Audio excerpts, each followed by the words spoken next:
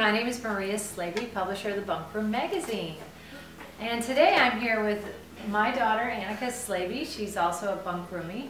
And today we're going to talk about how to come up with a great idea for a feature story for the bunk room.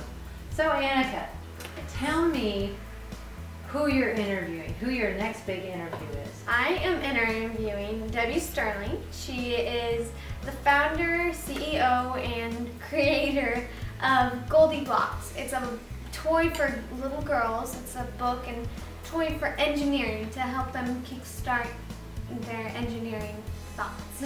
It's a good little girl's interested in engineering. Yeah. Well, that's really neat.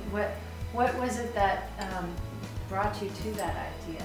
Well, lately I've been studying physics in my school since I'm homeschooled, and one time I do ballet as well, and one time during class I was doing a pirouette combination, and I studied the physics, how you have to go so slow to make one pirouette, one turn. So then I came home, I told my mom, and then Which is me. and I told her that I did the physics of it, and so we started watching physics again, and it was a lot of fun, and then that's what also got me interested in engineering, and it amazes me. Yeah, so what happened was Annika came home and she was so excited because she said, Mom, I helped show these girls how to finish out their pirouette without falling. And she said, I applied physics to that, and I thought, well, that's really neat. Meanwhile, as a bunk roomie writer for the A-Team, she has to come up with a feature, an article idea. So that's always a little bit of a struggle for any writer. And so what moms do best is we know our kids and we know what they like, and knowing that Annika really enjoys physics and science and how she just brought that information to me and that she applied it to ballet, I thought, you know what? There are some really amazing engineers out there or scientists out there that Annika could interview and learn a lot about. So I came across Debbie Sterling, who is the CEO and creator of Goldie Blocks. It's a really neat toy for girls that she's got a really great story, both an entrepreneurial story and a science story, to inspire girls to be interested in science. So I said, Annika, you need to talk to Debbie Sterling. And I showed her all the information on the website, and we just started from her basic website. When you start from the website, you get all kinds of information, you learn about the backstory, where the person is coming from, what they're doing, that sort of thing. And then of course you just utilize the contact us button, which we did. Annika wrote a really nice letter to Debbie Sterling to the website, and she got a reply within a day. So that's real exciting. And when is your interview scheduled? My interview scheduled is... Oh, it's Tuesday. It's Tuesday. Sorry, I just forgot the day. It's next Tuesday. And what we're gonna show you what the letter Annika wrote. There's some basic things you want in your letter, basically, and we will go through that in this video as well. So we'll show you the letter Annika wrote and the replies we got from Debbie Sterling from the Goldie Blocks people. So that's about it. And what we encourage you to do, both moms and dads and grandparents, as well as kids, when you're thinking of an article idea, something to write about for the bunk room, we want you to think about what you love to do, because that's always the best place to start. So you think about what you love to do, what gives you great interest, and usually if it's interesting to you, it's going to be interesting to our readers as well, because we have readers from all ages, anywhere from 5, 6 years old up to 80, 90, 100, you know, whatever. Grandparents, all ages, love the bunk room. So if you start from an area where something that you can apply in your daily life, whether it's something you learned in school that you pay attention to, that you notice that, gosh, I'm actually using this in my daily life, think about other people that are also doing that in their daily life. And just like Annika did, she brought it, she interviewed this amazing woman who created the Goldie Blocks, or she will be interviewing her, and she'll be creating a nice little article from that. So are you excited about your interview? Yes, I'm very excited. Yeah. So. Fun to interview a big CEO. Yeah, that's really neat. Well, thanks for coming. Thanks for joining us today, Annika. And you need to get ready for ballet, don't you? Get ready for ballet. So now we're going to talk about how you actually write the inquiry letter to a person that you want to interview. This is really important, and some of it may seem like a no-brainer, but it's very important that you remember some of these little parts of what we're going to talk about. First of all, like for Annika's situation, she wanted to interview the creator and inventor of Goldie Blocks. So as we had mentioned, how you find that person, one easy, simple way is to go onto Google, and most people will show up on Google that you want to interview. And in this case, she went right to the Goldie Blocks website.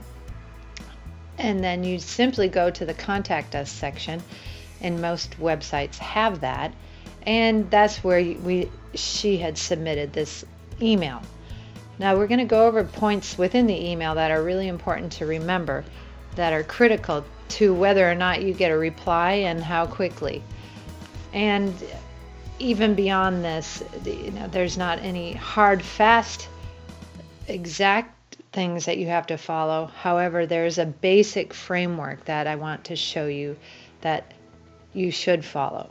So the first thing we're going to look at is that first paragraph. It basically boils down to about 4 different steps within this email.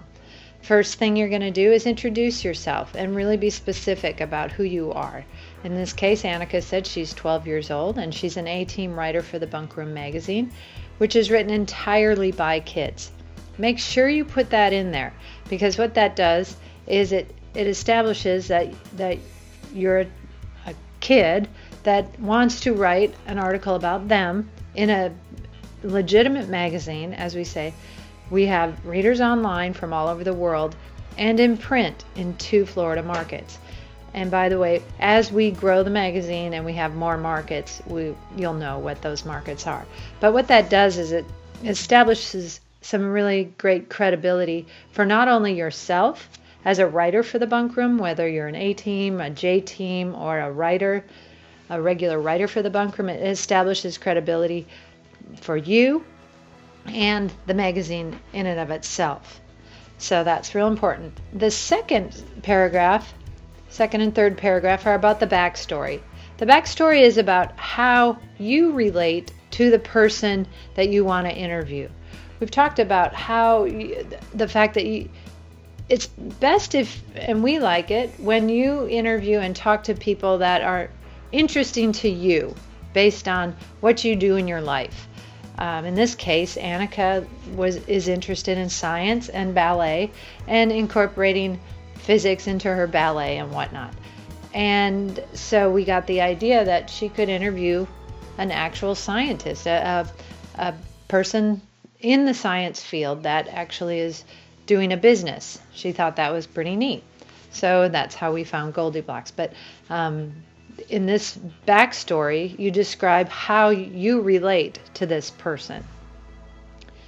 And then the next paragraph, this is where you get specific.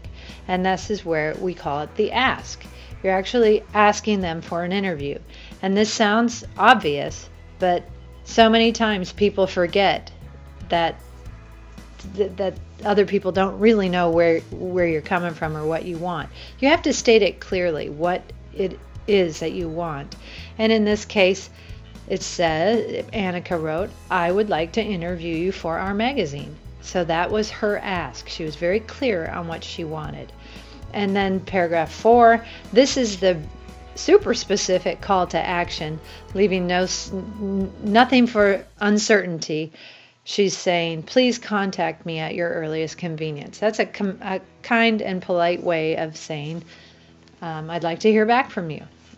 So those are all very important points. And then, of course, her signature saying sincerely, and Annika Slaby with her phone number underneath, and in parens saying that it's her mom's cell phone. That's important, so they know if they do call, they know who they're contacting specifically. Now, it goes without saying that when you write an email to someone that you want to interview, you're very serious about it, and you don't write in text speak, and you use proper punctuation and proper grammar, and have someone look it over, your mom, your dad, an older sibling or something. Make sure they look it over before you send that email out, because certainly there could be room for improvement in anyone's writing. I look over my emails plenty before I send important emails. So get into the habit of that, and you will reap really great results. And there's one little thing that Annika forgot in her email where she described the bunk room. That's where we should have put in a link, and so we accidentally sent the email without the link. So that's where this comes from, where she just wrote, I forgot to send you a link to our magazine, and then linked the magazine. Make sure you have a link to the magazine so that they can immediately click on it to see what we're talking about, what magazine you're talking about, and the website, so that helps in your credibility. So that's the main part of the letter. Annika got a reply from Stephanie, who is actually Debbie Sterling's little sister. So that was pretty exciting. She works with her sister at Goldie Blocks, and she was happy to hear from Annika, and that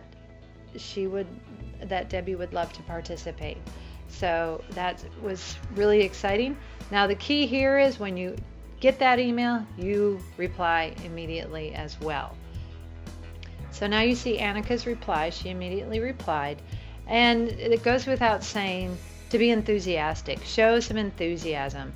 It's fun as a recipient of emails to get someone that's excited about what you're doing. And that all helps make a really nice interview. Just being kind and polite, that is just so important, just in general in life. But an enthusiastic reply where she says, thank you for getting back to me, I'm excited. And then the second part is where we get specific and request a video chat or a phone call. And then or if it's someone that you know locally that you're requesting, if you know where they are, if you could meet them with a parent, that's even better. But oftentimes these people are not within your range geographically, and you have to do a phone call.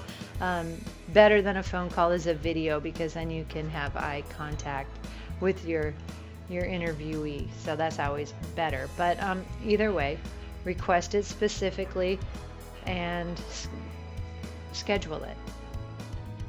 And here Annika replied and gave Stephanie a nice flexible window of opportunity by saying that particular day she's flexible and is available until 3 o'clock. So that's just kind and nice to give someone like that a larger window to play with. And also remember to be specific about your time zone. In this case, we didn't know where Debbie was in this country, in the U.S.